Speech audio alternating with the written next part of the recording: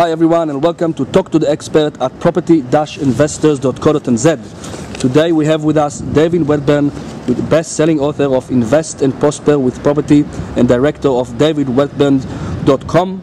David is also the current Auckland Property Association president. Hi David and welcome to this interview. Hi Ada. We have a lot of inquiries and a lot of investors which we know are from around New Zealand. They all know that Auckland and a little bit of the parts of West Christchurch are experiencing a very strong growth at the moment, capital growth we're talking about. Wanted to ask you, is it sustainable? Do you see it spreading to the rest of New Zealand? What is your take on that? I think the growth in Auckland is very, very exciting.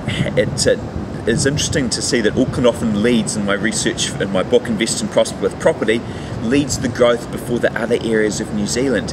We've had an unfortunate situation with the devastating Christchurch earthquakes that you raised. That means that some of the central west, northwest areas of Christchurch are they're actually doing extremely well and appear to actually be in a boom. That's much the same with some of the city fringe suburbs in Auckland. That growth is absolutely not uniform as well. So whilst some suburbs like Epsom, Greyland, Westmere, Kingsland are going off, so to speak, there are some other suburbs that aren't benefiting from anything like the same amount of growth, like in Clendon Park and in South Auckland, Takanini, around there too. Also some of Swanson and Ranui, they're still just a bit further out. So the growth that I think in Auckland will start to ripple out from some of these central areas and the eastern suburbs beaches like Komaram and St Heliers, and on the North Shore, Takapuna, Devonport, Milford, Castor Bay and the like, and it'll start to ripple out to other areas. Is it a boom? No, it's not a boom right now. It is a recovery, and that recovery is not even.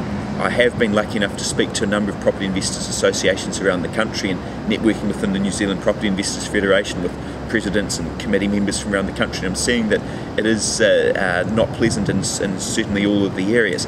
However, there is some good news. We just need to get the country to continue to export our way out of this so we can have an export-led recovery. That's going to take a little bit of time while the dark clouds hang over us in terms of the Eurozone crisis. If we have countries like Italy and Spain needing a bailout, these are absolutely massive. Greece, Iceland, they're just a mere dot, but Italy and Spain, they're huge, and there can be some real issues there. So we do have to watch and wait and see what's going to happen there. Owing to the consensus-style politics that the EU have, nothing's quick, so that's a little bit unfortunate. But I do believe that the growth will expand out to other cities. I'm not too sure about how that's going to go quite so well with the towns there. I think that the rural sector is a great sector. We still are very, very dependent on making sure that we have strong production from agriculture, but my concern is that the growth is going to take a little bit longer. Auckland's going to see a lot of the growth, and Christchurch is going to see a lot of the growth over the next couple of years. I think it's going to take more than 2 years to start to ripple out to being anything meaningful. Of course, there will be some growth in other areas, but it's not going to be huge growth. And by that, I'm talking about in excess of 7% capital growth from the 12 months prior. That's my prediction there.